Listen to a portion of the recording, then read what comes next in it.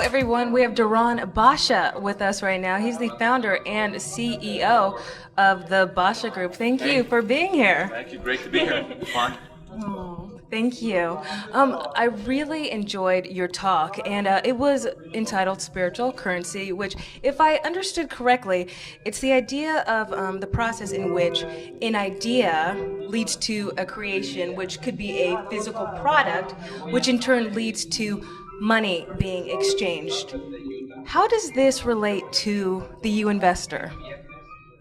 Well, the UInvestor is a type of investor, or most investors actually, have to rely on gut, a lot of it, because at the end of the day, you can do all the research that's available to you, but things that look good on paper fail often, and things that nobody wanted to touch can explode and become an amazing investment.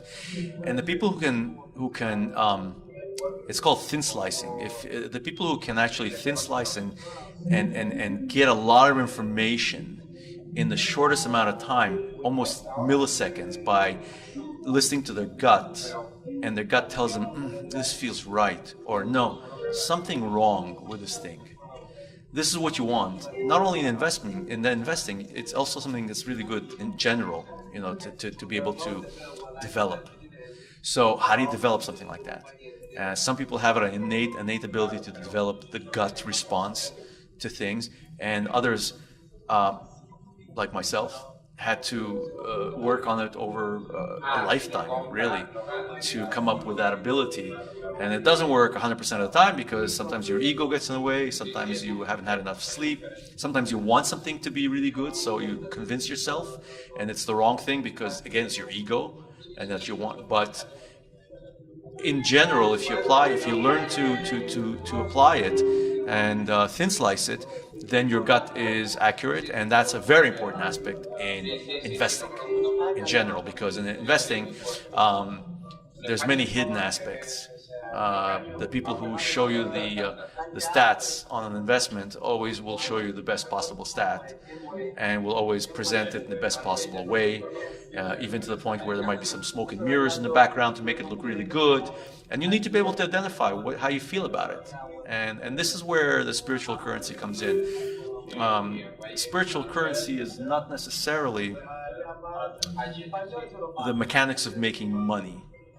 Spiritual currency analyzes how money manifests on this earth from a spiritual perspective, not only from a physical perspective. What is money exactly? And what does it represent from a spiritual aspect? Does it have a spiritual aspect even? And that was a discussion that I spoke about today, and I think it resonates.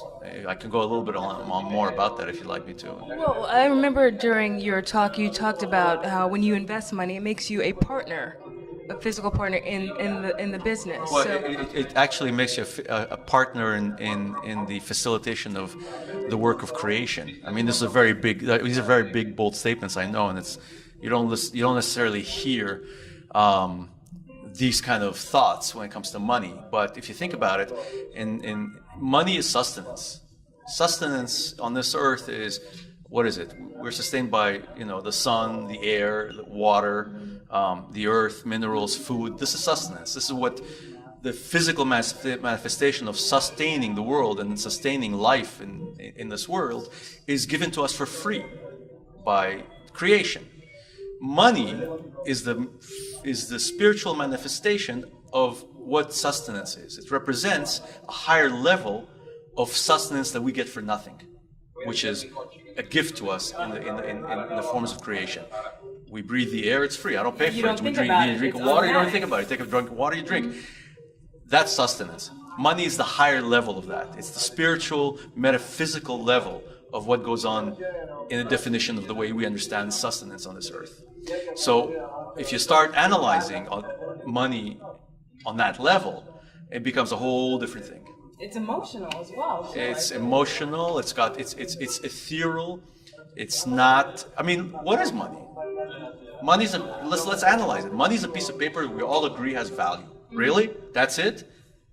So the dollar, and we all agree it's a mass agreement around the world that money has value, and it's all in a mass agreement. So it's extremely ethereal. It's not a physical thing. It's an idea. Yeah, because way back when we used to have a barter system. You know, we could say, I assign value to this backdrop. But if we all agreed, Right. then it becomes valuable. Well, the barter system is actually more pure in the sense of creating value, because if you are hungry and I need to get somewhere and I had a chicken and you had a horse, then it makes sense. Now, the value to me is the horse, the value to you, you're hungry, Chicken you want dinner. chicken, right? There you go. That is not ethereal. That is base. That is something that we can actually touch and feel. Money is not that. Money is the representation of all that barter in potential. But there is no barter going on. It's just a manifestation of, if you want, should you want anything instead of barter, this will represent that. It takes it at a whole other level. The barter system is stuff that is very, very understandable. Once you get into this, and that's why people have a problem with money and how to keep it and how to make it, because it's a very fleeting, very, very ethereal concept. And the more you understand how it works, and the more you try to actually understand what are the metaphysical manifestations of how money is earned and how it's brought back down to this earth, and how you should view it, how you should use it. Well, there's this way to use money for that will cause it to come to you in more abundance, and there's a way to use money that will stop coming to you because your intention is wrong with it. And that's the whole discussion that I was trying to impart. But it's very, very complicated. It's very hard to understand. I am still grappling with it. You know, I'm not the one. I'm not saying I have the answers. Obviously, otherwise I'd be sitting with Warren Buffett and counting. He's next. He's got to come. Yeah, great. He's running a little late. But there is something to be really analyzed here, and it's on a spiritual level, and this is really what I love to dissect. And I think the speaker before you had a great segue, like you mentioned as well, Peter Mattis. He was speaking about how when consumers are purchasing things, 80 to 90%, he even said 100% of decisions are made on emotional levels. And just going a step further with what you say with intention, I mean, would you, as you investors start to pick the businesses they do invest in, just with their intention or with their emotion, any advice on just using that to? Well, the core aspect to how to use money in a positive way that will create more abundance for you. And I know there's been some talk about this in the past, you know, the power of attraction. There was a book called The Secret, and it talked about it a little bit. You know, it took it to a very, very base level again. You know, if you wish it, it'll come type of thing. It reduces it, distills it a little bit too much, and people it loses its real meaning. But this is basically, in a nutshell, what the real meaning is and what we're discussing here. If your intention in using and earning money is for selfish reasons, is for your own base needs only, then the conduit that supplies that energy, in the same energy that sustenance is given on this earth, the energy of to sustain the earth, is the same energy that money has. If your intention is to use it only for selfish reasons, it'll be limited in the way it comes to you. The way to expand that conduit, to make it a little bit wider so it'll come to you in more abundance, is for your intention to be wider than just yourself. To truly in your heart say to yourself, I need money and I need to make money, but it's not about money that I want to do this. I want to make money so I can live, but I also want to help my family, my parents, you know, I want to raise children, I want to have a family. Whatever it is, all these aspects that are beyond you, and immediately it's your family and your immediate family, and then it goes into charitable endeavors.